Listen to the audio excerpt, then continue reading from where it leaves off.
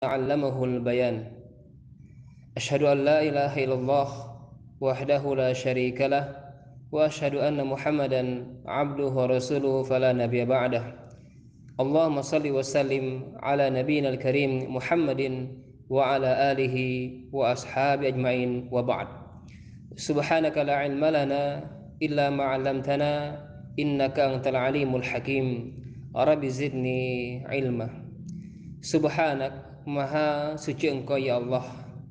La ilma lana, sungguh kami tidak memiliki ilmu sedikit pun illa ma'allamtana, kecuali ilmu-ilmu yang telah Engkau ajarkan kepada kami ya Allah. Innaka antal alimul hakim.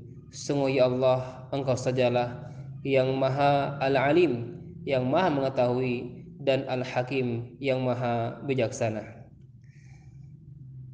Bapak Ibu dan sahabat-sahabat peserta kuliah WhatsApp Melek Waris yang dirahmati Allah Subhanahu wa taala. Insyaallah pada sesi pertama ini kita akan sama-sama belajar tentang cara pandang terhadap harta. Pada tema kali ini ada 3 bahasan penting yang akan kita bahas bersama. Yang pertama adalah tentang hakikat harta. Yang kedua tentang harta adalah fitnah. Dan yang ketiga adalah hartamu adalah tanggung jawabmu. Hadirin wal hadirat yang dirahmati Allah Subhanahu wa taala, hakikat harta. Dari Abu Hurairah, baginda Rasulullah sallallahu alaihi wasallam bersabda, "Laisal ghina bikasratil mal, innamal ghina ghinan nafs." Al-hadis. Kekayaan bukanlah banyak harta benda, akan tetapi kekayaan adalah kekayaan hati. Hadis riwayat Bukhari dan Muslim. Ibnu Battah berkata, hadis ini bermakna bahwa kekayaan yang hakiki bukan pada harta yang banyak. Kenapa? Karena banyak orang yang Allah luaskan hartanya, namun ia tidak bisa merasakan cukup dengan pemberian tersebut. Ia terus bekerja untuk menambah hartanya hingga ia tidak peduli lagi dari mana harta itu didapatkan. Maka sesungguhnya ia adalah orang yang miskin disebabkan karena ambisinya yang sangat besar.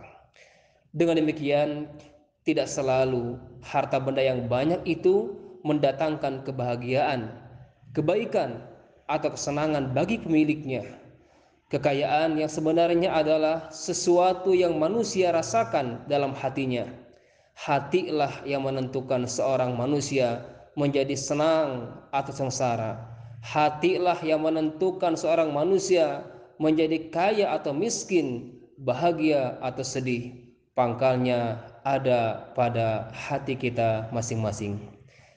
Hati yang takut kepada Allah, hati yang takut kepada azab Allah Subhanahu wa taala, hati yang takut dengan beriman kepada Allah Subhanahu wa taala, hati yang senantiasa penuh bersyukur dan penuh dengan cinta kepada pemilik dan pemberi rizki semua ini, sebenarnya lah yang akan memperoleh kebaikan, keberkahan, dan kebahagiaan dari harta yang dimilikinya, sebesar apapun harta tersebut. Semoga Allah Subhanahu wa taala mengaruniakan kepada kita semua hati yang kaya, hati yang selalu bergantung dan bersandar kepada Zat yang Maha Kaya.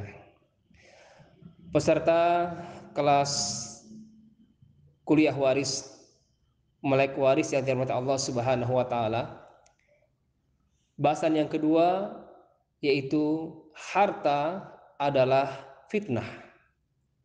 Banyak jenis ibadah yang tidak bisa kita lakukan kecuali dengan harta. Keterbatasan dalam harta bisa menjadi keterbatasan dalam beribadah.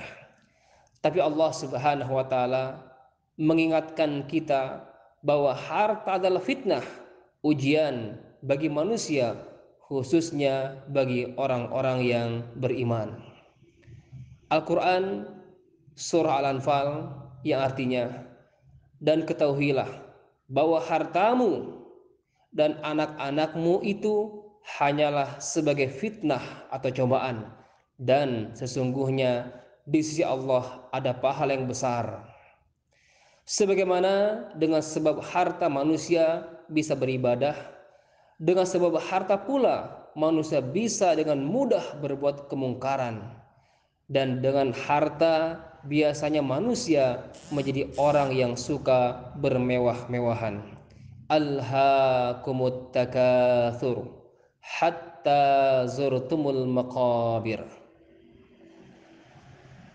Sahabat-sahabat yang dirahmati Allah Subhanahu wa taala, kecenderungan inilah yang membuat manusia kerap lupa bahwa ada hak Allah Subhanahu wa taala yang harus ditunaikan dalam sikapnya terhadap harta. Padahal manusia tidak dibenarkan bersikap rakus, sombong, dan berlebih-lebihan dengan harta. Harta merupakan karunia Allah yang seharusnya disyukuri dengan cara mengusahakannya harta itu dari jalan yang halal dengan cara yang benar, dan membelanjakannya pun pada jalan yang diridhoi Allah Subhanahu wa taala. Rasulullah sallallahu alaihi wasallam bersabda yang artinya, tidaklah dua serigala lapar yang menghampiri seekor kambing lebih berbahaya baginya dari ambisi seseorang kepada harta dan kedudukan bagi agamanya. Hadis riwayat At-Tirmidzi nomor 2376. Ia berkata, hadis ini hasan sahih. Semoga Allah Subhanahu wa taala kuatkan iman kita, kokohkan jiwa kita agar harta tetap dalam genggaman kekuasaan kita, tidak sebaliknya jiwa kitalah yang berada dalam genggaman kekuasaan harta. Wallahu a'lam bishawab. Peserta kuliah waris yang dirahmati Allah Subhanahu wa taala, bahasan yang terakhir tentang cara pandang terhadap harta ini yaitu tentang hartamu adalah tanggung jawabmu. Dari Khawlah Al-Ansariyah radhiyallahu anha, beliau mengatakan, baginda Rasulullah sallallahu alaihi wasallam bersabda, yang artinya ada sejumlah orang yang belanjakan harta Allah secara serampangan atau asal-asalan dengan cara yang tidak benar, maka untuk mereka neraka pada hari kiamat. Hadis riwayat Imam Bukhari dalam kitab Fardul Khams, bab firman Allah fi inna lillahi khumusuhu, halaman 3118. Harta yang kita miliki sejatinya adalah milik Allah Subhanahu wa taala. Karena sejatinya memang harta tersebut milik Allah, maka dalam mengelola dan menggunakannya pun harus mengikuti anjuran Allah Azza wa Jalla. Hadis di atas memberikan pemahaman kepada kita bahwa orang yang belanjakan hartanya di jalan yang tidak benar, maka akan mendapatkan siksa pada hari kiamat. Dari sini kita dapat memahami bahwa ada larangan untuk membelanjakan harta di jalan yang tidak benar. Terlebih di hadis yang lain, Rasulullah sallallahu alaihi wasallam bersabda yang artinya, tidak bergeser kaki seorang hamba pada hari kiamat sampai ia ditanya tentang 4 hal.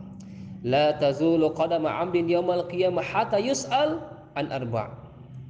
Di antaranya adalah an malihi min aina iktasaba wa fima anfaqah. Akan ditanya tentang hartanya, dari mana ia dapatkan, dari mana ia peroleh, dan kemana ia belanjakan. Hadis riwayat Imam At-Tirmidzi. Harta yang kita miliki akan diminta pertanggungjawabannya, mulai dari mana harta itu kita peroleh sampai dengan kemana harta tersebut kita belanjakan. Maka sudah semestinya kita mencari dan mengelola harta yang kita miliki dengan cara-cara yang telah diajarkan Allah Subhanahu wa taala, di mana selain harta tersebut boleh dinikmati oleh sendiri, namun juga kita harus tahu dan mengeluarkan hak dari harta tersebut bagi orang lain sesuai dengan ajaran syariat. Semoga Allah Subhanahu wa taala membuka hati kita untuk bisa memahami cara pandang harta ini terhadap diri kita masing-masing, sehingga hati ini tidak tertutup dengan harta ini. Jika tertutup, maka azab Allah Subhanahu wa taala akan menimpa kita. Tapi sebaliknya kita mohon kepada Allah Subhanahu wa taala agar dibukakan hati kita untuk bisa memahami kandungan-kandungan ayatnya dan sabda Rasulullah untuk bisa kita amalkan dalam kehidupan sehari-hari. Subhanakallahumma bihamdik asyhadu an la ilaha illa anta astaghfiruka wa atubu ilaik. Wa lakum minkum. Assalamualaikum warahmatullahi wabarakatuh.